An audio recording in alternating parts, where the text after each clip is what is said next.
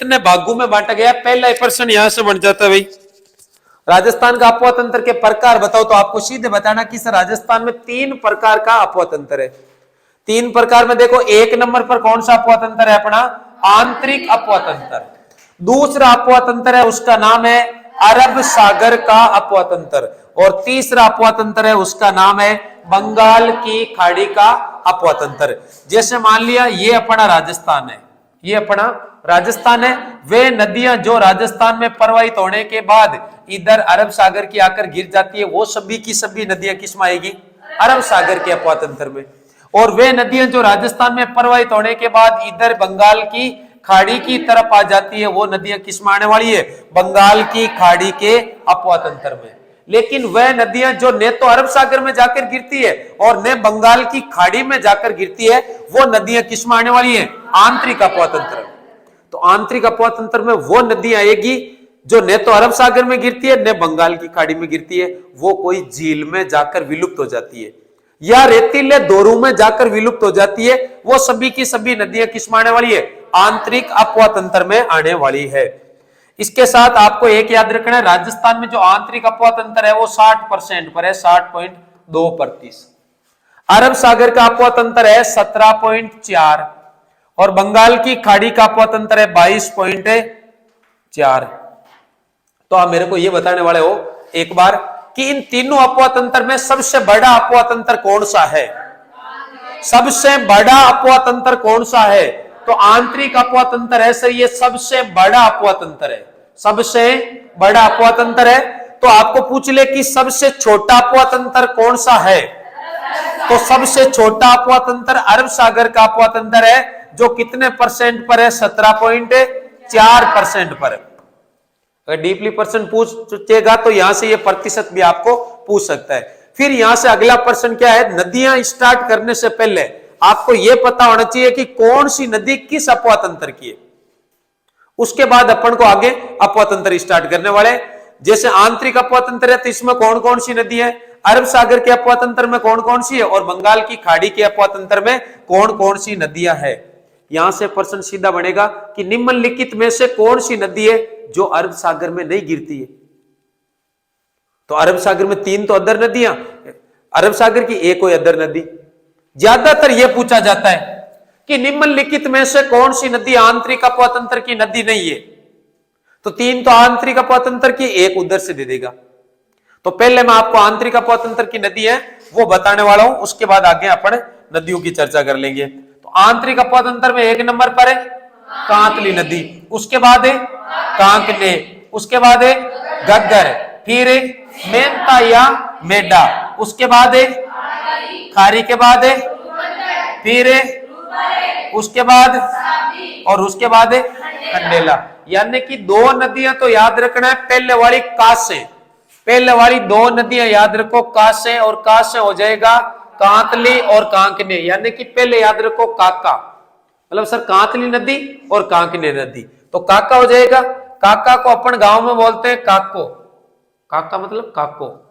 और घग्गर से याद रख लो घाघरो, काको कहीं गिरे है घाघरो पैर लियो, काको घाघरो पैर। मेंता, मेंता से हो जाएगा माथे, काको कहीं गिरे घाघरो पैर लियो और घाघरो पैर माथे, माथे मतलब है मेंता, माथे मतलब है मेंता। तो काको घाघरो पैर माता पर काई मेल ली? खारी मेल ली। खारी मेल रियाण को रूप बनायो, लोगन लगियो कि या तो रूपा है ना। और रूपा का रूप देखकर सब क्या हो गए? खड़े हो गए। बस काको घाघरो पैर माता पर खारी मेल, यान को रूप बनायो, लोगन लगियो कि या तो रूपा है ना। और रूपा को रूप देकर साब बेटा बे कहेगा खड़ा होगा भाई, है ना। ये आंतरिक अपवा तंत्र की नदी है। फिर अपन ने अगला अपवा तंत्र है अरब सागर का अपवा तंत्र। अरब सागर के अपवा तंत्र के 2 भाग है, कच्छ का रण, खंबात की खाड़ी। आपने कई बार इंडिया जीके पढ़ा होगा तो इस प्रकार भारत में कुछ देखा होगा आपने कि सर ये अपना भारत है, इधर है अरब सागर, पहले ए आता है ना, तो इधर अरब सागर है, बाद में बे आता है, तो इधर क्या बंगाल की खाड़ी। याद रखना जो ये अरब सागर है इसके 2 पुत्र है। अरब सागर के कितने पुत्र है? 2 पुत्र है। यहां पर एक का नाम के है और एक का नाम के का मतलब कच्छ का रन और खेस का मतलब खंबात की खाड़ी। एक तो अपन पढ़ लेंगे कच्छ के रन में गिरने वाली नदियां, एक है खंबात की खाड़ी में गिरने वाली नदियां। तो कच्छ के रन में दो ही नदी आकर गिरती है, एक तो नदी का नाम है लूणी नदी और लूणी के साथ एक नदी है पश्चिमी बनास नदी। बनास नदी अलग है और पश्चिमी बनास नदी अलग है। लूणी और पश्चिमी बनास किसमें आएगी? कच्छ के रन में। तो खंबात की खाड़ी में एक नदी तो आ जाएगी माई नदी और दूसरी नदी आ जाएगी अपनी साबरमती नदी। पहली बात यहां से देखो, लूणी नदी किस अपवातंत्र की नदी है? अरब सागर के अपवातंत्र की। तो लूणी की जितनी भी सहायक नदियां सब की सब किस में आएगी? अरब सागर के अपवातंत्र में। जैसे जो अपनी माई नदी किस अपवातंत्र में? खंबात की खाड़ी में, और अपवातंत्र का नाम पूछे तो अरब सागर। तो माई की जितनी भी सहायक नदियां हैं सभी की सभी खंबात की खाड़ी यानी कि अरब सागर के अपवातंत्र में आने वाली है।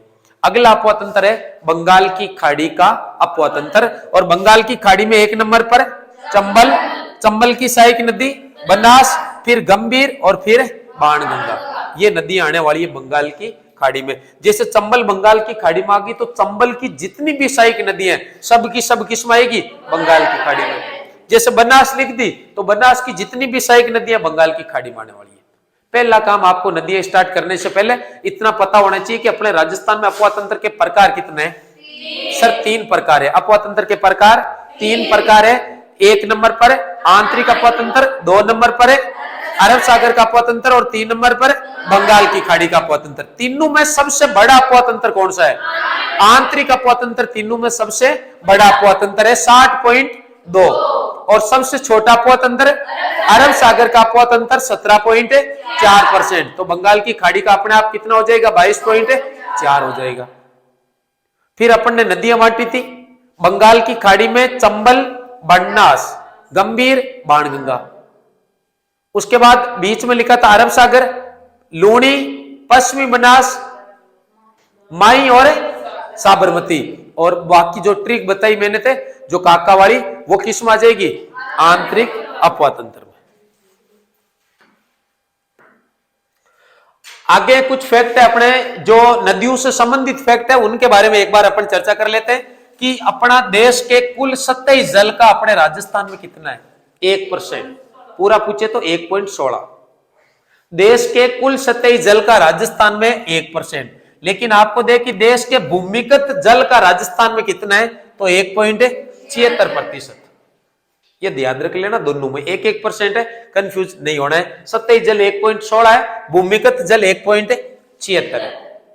सर्वाधिक नदियों वाला संभाग, अब आपको पता है अपना जो ये राजस्थान है इस क्षेत्र में सर्वाधिक नदी है, यानी कि ये पूरा क्षेत्र है, ये तो पूरा नदियों वाला है, इधर वाला क्षेत्र है यहाँ पर एक भी नदी कम नहीं है, मतलब बहुत कम नदियां इस क्षेत्र में, 2-3 नदियां आएगी मात्र। तो इधर सर्वाधिक नदी है, तो कौन से संभाग में सर्वाधिक नदी है? कोटा में। लेकिन याद रखना जिला पूछ ले तो चित्तौड़गढ़। लेकिन आपको पूछे कि सर्वाधिक नदियों का उद्गम कहां से होता है? उद्गम देखो, उद्गम उदयपुर, उद्गम उदयपुर। सर्वाधिक नदियों का उद्गम उदयपुर से, सर्वाधिक नदियों वाला संभाग कोटा और सर्वाधिक नदियों वाला जिला चित्तौड़गढ़। लेकिन न्यूनतम नदियों वाला संभाग बीकानेर। और राजस्थान के 2 ऐसे कौन से जिले हैं जहां पर एक भी नदी प्रवाहित नहीं होती है? बीकानेर और चूरू। सीधा का सीधा छपने वाला है, कई बार एग्जाम में यहां से प्रश्न आ जाता है कि राजस्थान के वो 2 ऐसे जिले जहां पर एक भी नदी प्रवाहित नहीं होती है। तो आपको बताना सर, एक तो बीकानेर है और दूसरा जिला चूरू है। उसके बाद अपन यहां पर चर्चा करने वाले हैं वो अपना रहेगा 1 नंबर पर मैंने हेडिंग लगाई है, कौन सा अपवातंत्र है? आंतरिक अपवातंत्र। और आंतरिक अपवातंत्र की पहली नदी मैंने कौन सी ली है? घग्गर नदी। आंतरिक अपवातंत्र 1 नंबर पर पढ़ने वाले, और आंतरिक अपवातंत्र में 1 नंबर पर जो अपन ने नदी पर टारगेट किया उस नदी का नाम है घग्गर नदी। पहली बात आपको पता होना चाहिए नदियों में पढ़ना क्या क्या है। नदी में हर कोई भी नदी आए आते ही आपके दिमाग में आ जाना चाहिए उसका उद्गम। जैसे ही उद्गम आया फिर उसका याद रखना है प्रवाह क्षेत्र। प्रवाह क्षेत्र मतलब कितने राज्यों में प्रवाहित होती है या कितने जिलों में प्रवाहित होती है। अगर किसी नदी का उद्गम अपने राजस्थान से बाहर हो रहा है तो उसमें अपन को पढ़ना है कि वो राजस्थान में प्रवेश कहां से करती है।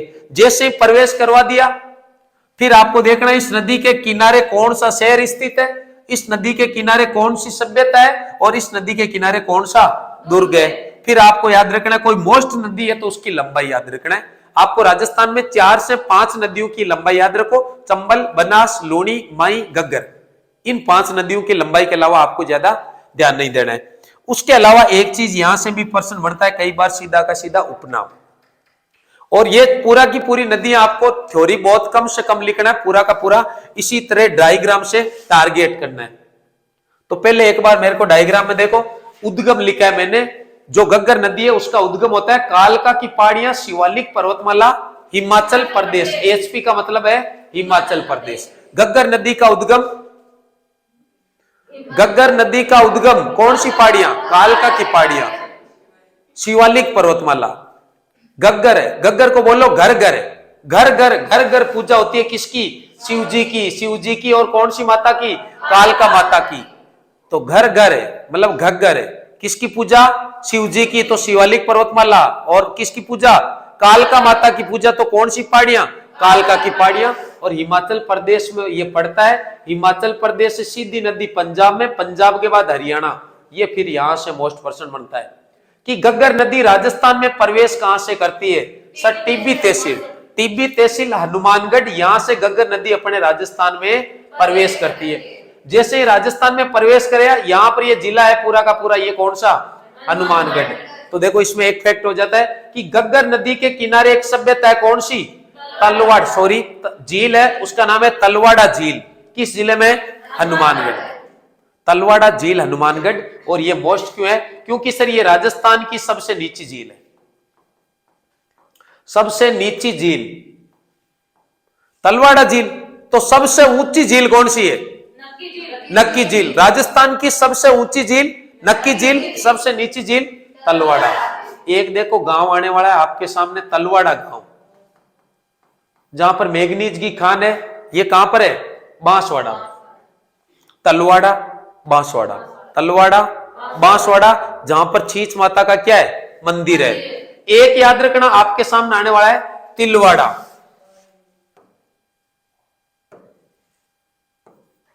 जो तिलवाड़ा है ना, ये तिलवाड़ा, ये कहां पर है? बाड़मेर।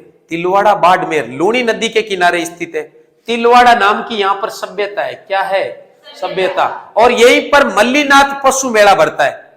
तो इन तीनों में कंफ्यूज नहीं होना है। एक तो तलवाड़ा गांव है बांसवाड़ा में, एक ये तलवाड़ा झील है कहां पर? हनुमानगढ़ में, और ये तिलवाड़ा है बाड़मेर वाला। ये लूणी नदी वाला जो तिलवाड़ा है ये बाड़मेर जिले में। फिर देखो आगे चलो, इसी गग्गर नदी के किनारे सभ्यता है कालीबंगा, पीलीबंगा, रंगमेल। किस जिले में?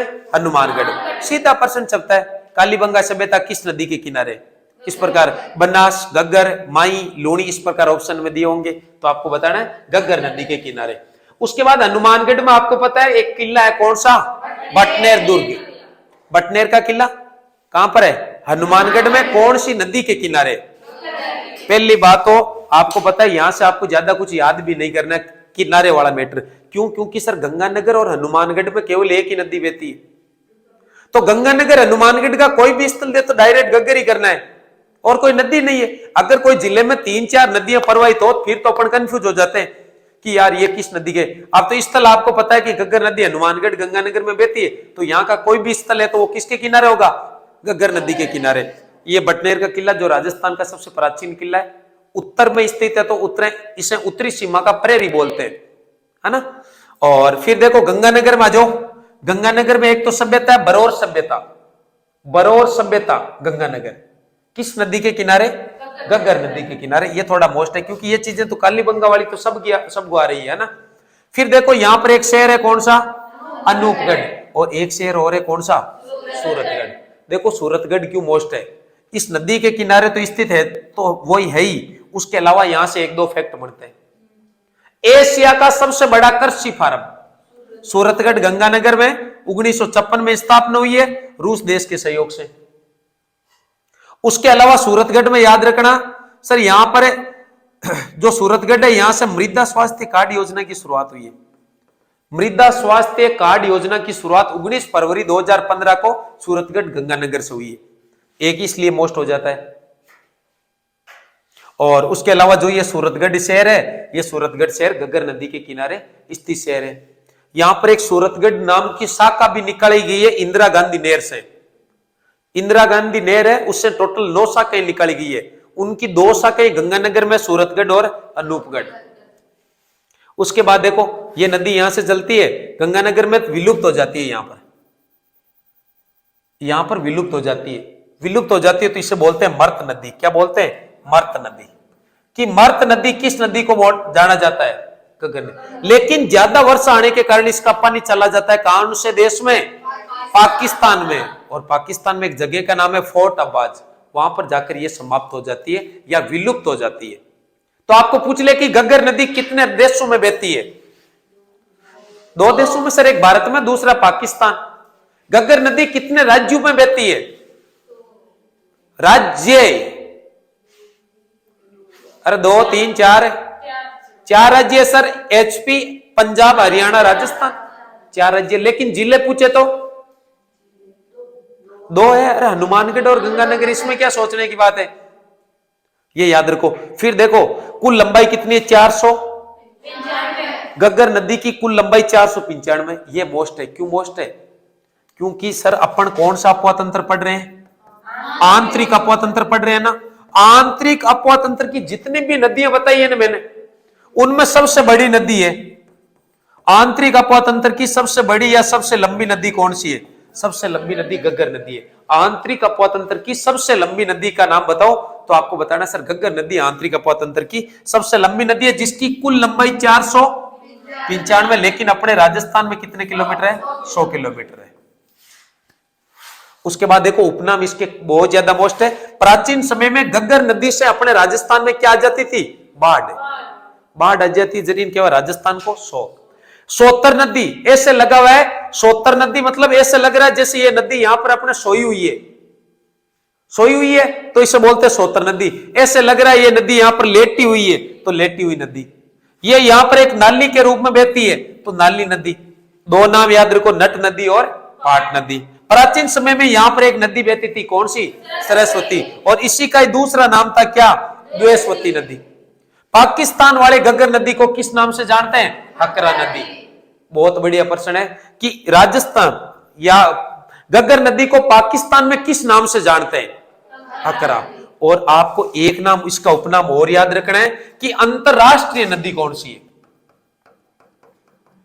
राजस्थान की एकमात्र अंतरराष्ट्रीय नदी घग्गर ही है। अरे अंतरराष्ट्रीय सीमा को पार कर जा रही है नदी। एक राष्ट्र तो इधर अपना भारत और दूसरा राष्ट्र इधर कौन सा? पाकिस्तान। एक राष्ट्र से दूसरे राष्ट्र में जाने वाली नदी है, तो घग्गर नदी को अंतरराष्ट्रीय नदी बोलते हैं। नाली नदी, नट नदी, पाट नदी, सोतर नदी, हकरा नदी। उसके अलावा पाकिस्तान में हकरा नाम से जानते हैं। उसके अलावा राजस्थान का शोक भी इससे कहते हैं, लेटी हुई नदी, है ना। ये पूरे के पूरे इसके उपनाम में बहुत ज्यादा मोस्ट है भाई। अब इसकी अपन थ्योरी लिखे तो 2 से 3 पेज भर जाते हैं, लेकिन पूरा का पूरा आप डायग्राम से खेल याद रखो इसका। उद्गम है, समापन है, पर्वत तरह किनारे। थ्योरी पर कम से कम ध्यान देना है। नदियों का जितना भी मैटर है उसको आपको डायग्राम में टारगेट करना है भाई, है ना। ये अपनी घग्गर नदी कंप्लीट होती है यहां पर।